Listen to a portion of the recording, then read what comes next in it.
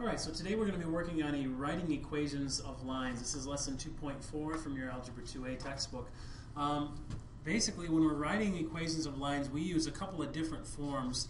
One of those forms is slope-intercept form, which we learned from last section. So we'll be using slope-intercept form.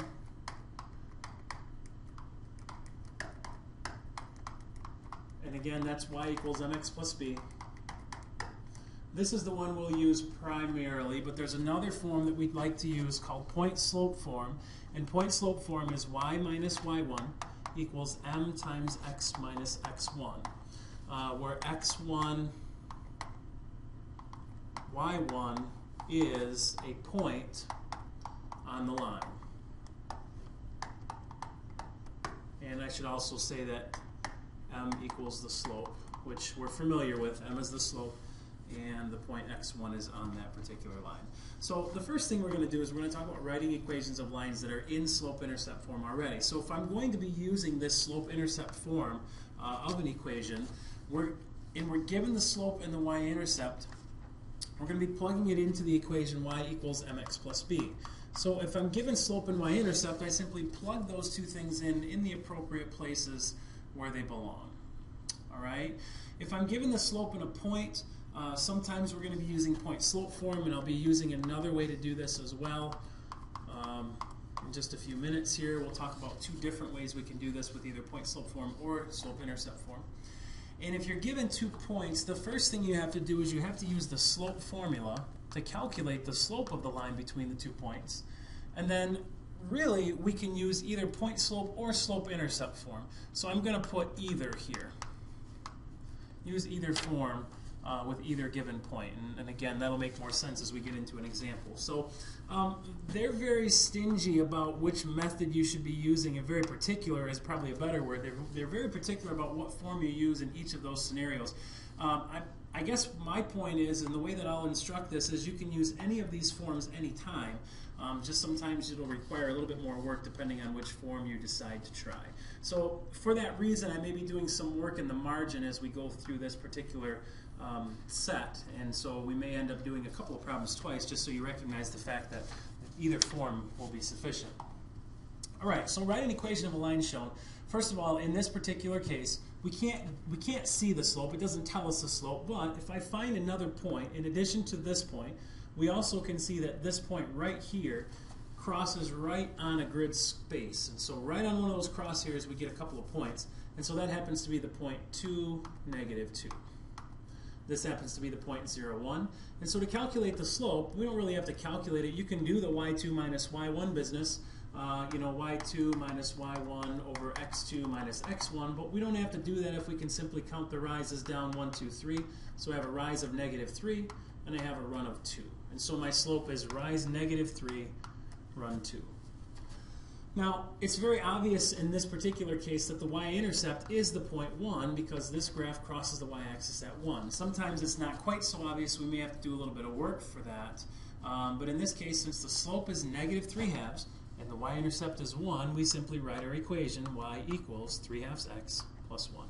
And again, we substitute -3/2 in for m and +1 in for b. All right.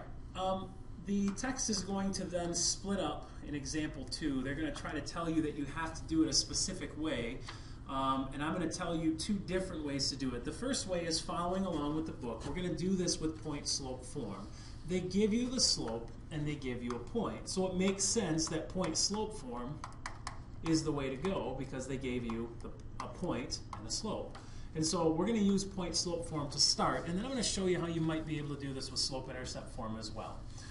All right, so it says, because you know the slope and a point on the line, use the point-slope form to write an equation of the line.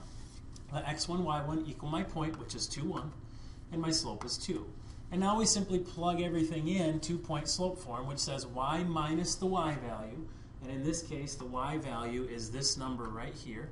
And so it's going to be y minus the y value, in this case, which is 1. Whoops, let's get the right tool there. And then on the other side, we've got m, and again, we're given our slope, which is 2, times x minus the x value. And once again, in this case, our x value is that 2 right there. So now we're going to go ahead and we're going to put in a 2 here. All right, so we're substituting in for m, x1, and x2.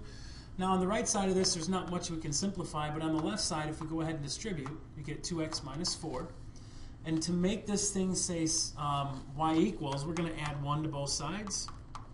And so we get y equals 2x minus 3. And so there's my equation in slope-intercept form. Now,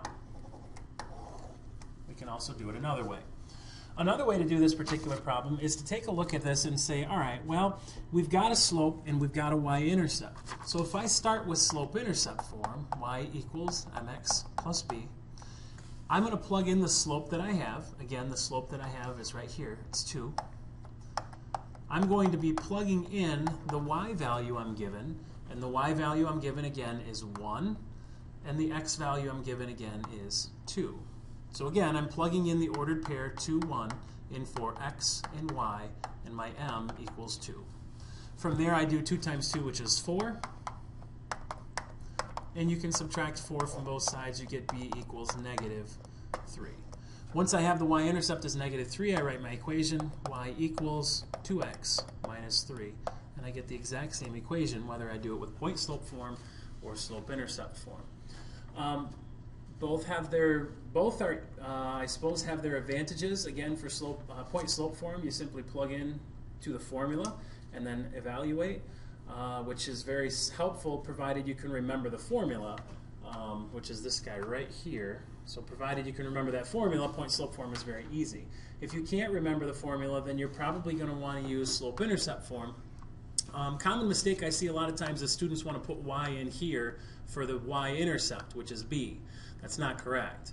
We're going to be plugging that y in for the y value, not for b.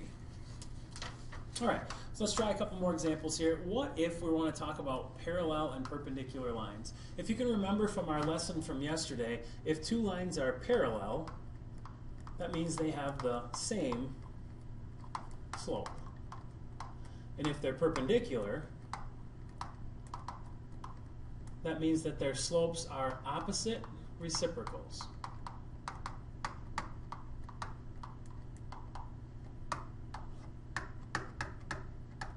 And so, for example, if the slope were 4/5, something that's perpendicular will be opposite 5/4. So we switch the sign from positive to negative, and then we flip the fraction around. So again, perpendicular is opposite reciprocals.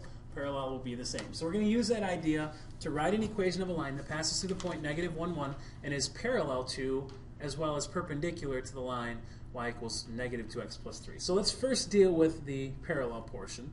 It says the given line has a slope of negative 2. Once again, the slope of that line is negative 2 because that is in slope-intercept form. So slope of that line is negative 2. A line that's parallel to that must also have the same slope of negative 2. And a line that's perpendicular to that, well, let's take negative 2 and let's change the sign and then flip it over. And so it should be positive 1/2.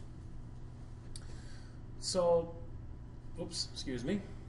Put that in the wrong spot. Again, a line that is perpendicular to a line of slope with a slope of negative 2 must have a slope of, and again, here's your opposite 1 over m1, which again is opposite of negative 2, which is positive. And so this is positive 1 over 2. I don't like this format so much. It's a little bit confusing. Again, if you just take the slope of negative 2, flip it, and switch the sign. So flip it and switch plus or minus. So it was negative, it becomes positive. 2 over 1 becomes 1 over 2. In these cases, they're going to be using point slope form as well as the point negative 1, 1. I'll do them both that way, and then I'll do them in the margin as well with slope-intercept form. So again, point slope form says that it's y. So for part A, for parallel, and part B is perpendicular. For part A, for parallel, we're going to be using the same slope, which is negative 2. And then we're going to use y minus the y value. And again, the y value is way up here. That's 1. And the x value is negative 1. Be careful here because you're now subtracting negative 1. All right, so minus a minus becomes a plus sign. So this really is one big plus sign here. And so now you have negative 2 times the quantity x plus 1. So when we distribute, this becomes negative 2x and negative 2. And in this case, apologize, they're skipping a step in here. So you're going to have to fix this for me. Y minus 1 is equal to negative 2x minus 2. And then to get rid of that negative 1, we're going to add 1 to both sides here. And so really you end up with y equals negative 2x minus 1. Because again, negative 2 plus 1 becomes negative 1. In the second example for perpendicular, again, we're using the same y and x values. So y minus 1 and x minus negative 1. And this time the slope is going to be positive 1/2. Now before we distribute, let's simplify our signs here. This becomes x plus 1. And so when I distribute, a half times x and a half times 1 becomes 1/2 x plus 1/2. And once again, I don't like how they kind of tried to condense this into two little steps here. So now I'm going to add 1 to both sides of this thing. And so now we get y is equal to 1/2 x plus, and then 1/2 plus 1, recognize the fact that 1 is the same as 2 over 2. And so to add these two fractions, it's going to be 1/2 plus 2/2, which is 3/2. And so the second line, to have that same slope, or to be perpendicular, is going to have a slope that is positive 1/2, and the y-intercept is going to be positive 3/2. Now I promise you I do this a little bit differently, and so I'm going to go over to the margin here. So for those of you that completely understood that point slope form, I wish I could tell you how far to fast forward, but why don't you go ahead and follow along with this and see if this makes any sense. So again, for parallel, part A, we're going to be using the exact same equation for slope-intercept form, y equals mx plus b. We know the y is 1. We know the slope is negative 2. We know the x is negative 1, and b is our unknown quantity. From there, negative 2 times negative 2 becomes positive 2, so to get rid of that, we take 2 away from both sides, and I get b equals negative 1. And so my equation then becomes y equals negative 2x minus 1. And as you can see, that's exactly what we got right there. All right, what about for perpendicular? For perpendicular, part B, we're going to use y equals mx plus b. We're going to plug in the y value we're given, which is 1. We're going to plug in the slope, which is the opposite reciprocal of negative 2. We're going to also then plug in the x value, which is negative 1, and plus b. So 1 times negative, or a half times negative 1 is negative 1/2. And I know that I'm going to end up adding a half here, so I'm going to write 1 as a fraction with a common denominator. So I'm going to write that as 2 over 2 for right now. With the purpose being that when I add 1/2 to the left side and the right side to eliminate it from here, I have 2/2 plus 1/2, which becomes 3/2 equals b. And so my equation now is y equals 1/2 x plus 3/2. So tomorrow we're going to take a poll. We're going to ask people which way they like better. Hopefully one of those two methods resonates with you, and you'll find some success with this particular idea. All right, so the last part of this lesson then says, well, what if I don't tell you anything about the slopes? And again, keep in mind, I'm going to go back to this example here. They didn't come right out and tell you the slope for this example for part A and part B. They didn't come right out and say the slope is this. But they're implicitly implying that the slope is negative 2, or for perpendicular, it's positive 1/2. But they're giving you enough information where you can find the slope based on the given information. All right? Going backwards even more, in this example here, they gave you the slope. It was a given piece of information. All right? Going even further back, again, in this example, the slope was not given, but we could very easily count it. It's negative 3/2, and we can find the slope from the picture. What happens if they don't come right out and tell you the slope? Well, now we're going to actually have to calculate it. So don't forget to find slope. Remember that slope is y2 minus y1 over x2 minus x1. And so an equation of a line that passes through 3, 1 and 2, negative 3, it randomly or arbitrarily selects one of them to be the first point, one to be the second point. I really don't care which one you do. I'm going to do negative 3 minus 1. And since I went negative 3 minus 1, I have to do 2 take away 3 on the bottom. So y2 minus y1 over x2 minus x1. Negative 3 minus 1 more is negative 4. 2 minus 3 is negative 1. Negative over negative becomes positive, and so the slope in this case is 4. Now, In this note-taking guide, they want you to use point-slope form. Once again, I'll give you another method over here in just a minute. We're going to use y equals mx plus b over here. And we'll also do it with point-slope form over here. Now, it does not matter which y1 and which one you use as x1, y1. It does not matter if you use this point or if you use this point. I'm a big fan of easy, so I like them when they're easier. So I'm going to choose the point 3, 1 because for me that makes life a lot easier because now I'm substituting in positive numbers. So y minus the y value given, and in that point right there the y value given is 1. The slope we just calculated is 4, and x minus the x value given is 3. Now, this is missing some steps here, so I'm just going to cross off that blank. We're going to fill in some steps here. When I distribute the 4, I get 4x minus 12 on the right side, and on the left side I simply have y minus 1.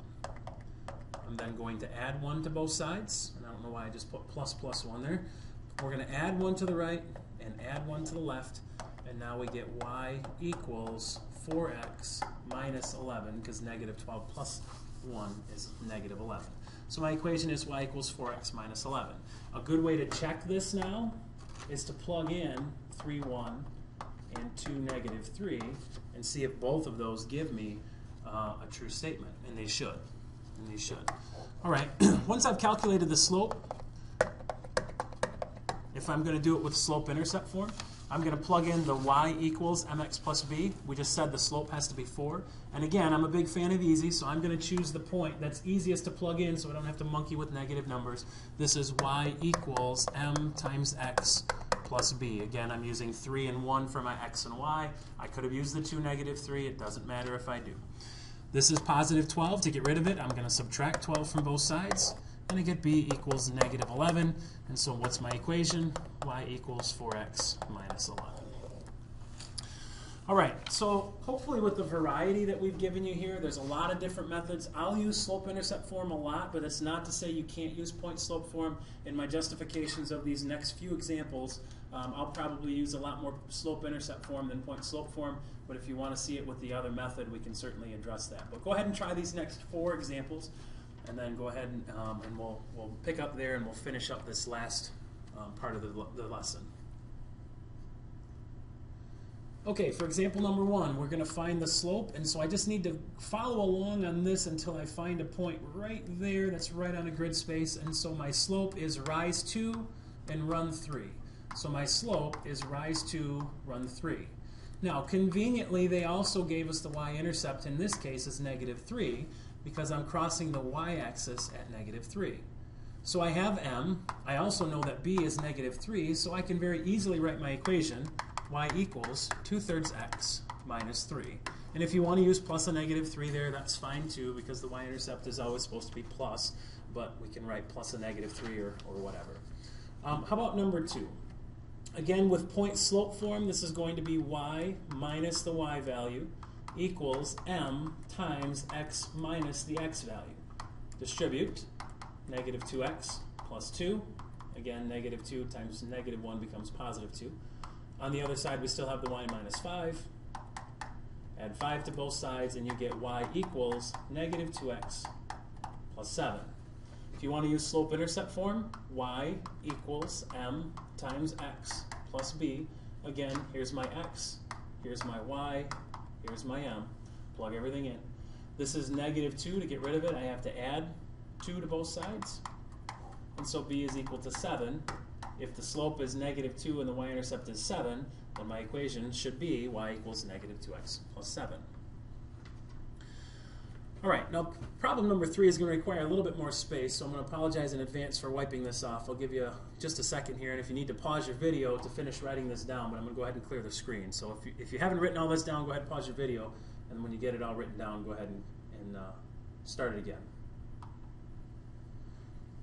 All right, so for number 3, and I'm going to use this space over here, for 3 part A, we want a parallel line. So for a parallel line, to go through this line and be parallel, the slope of this line is 4.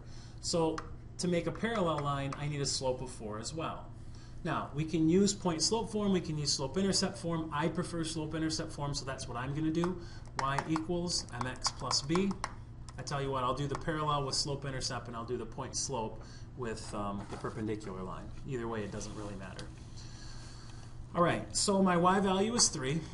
My slope has to match if it's going to be parallel. It also has to be 4. My x is negative 2. I need the b. From there, 4 times negative 2 is negative 8.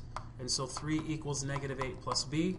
To get rid of negative 8, I add it to both sides, and I get b equals 11. So the parallel line will be y equals 4x plus 11. Okay, so as promised then, we're going to go ahead and we're going to do the perpendicular line with point-slope form.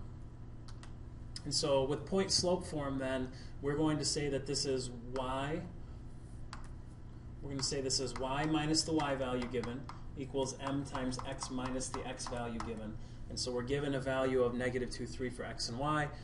Now, we're not given the slope for the perpendicular line, but the slope for a line that's perpendicular, so the slope of line 2, should be the opposite. Since this is positive 4, it should be negative. And the reciprocal of 4 over 1 is negative 1/4. So we're going to go ahead and plug everything in. This is y minus the y value given, which is 3, equals negative 1/4 times x minus the x value given. Now, x minus negative 2 becomes x plus 2. So again, remember the formula says m times x minus x2, or x1 rather. And so if I'm subtracting a negative 2 to minus negative 2 becomes positive 2. So when I distribute here, it becomes negative 1/4 x. And then negative 1/4 times positive 2 becomes negative 1/2. On the other side, we still have this y minus 3. So we're going to add 3 to both sides of this thing. And in order to get a common denominator, we have to write 3 as 6 over 2. So instead of writing 3, I'm going to write it as 6 over 2. What the idea now is that when I add fractions, I simply add the tops and bottoms. Or, I'm sorry, add the tops, leave the bottoms. So this is negative 1/4 x. And then negative 1/2 plus 6/2 becomes plus 5/2.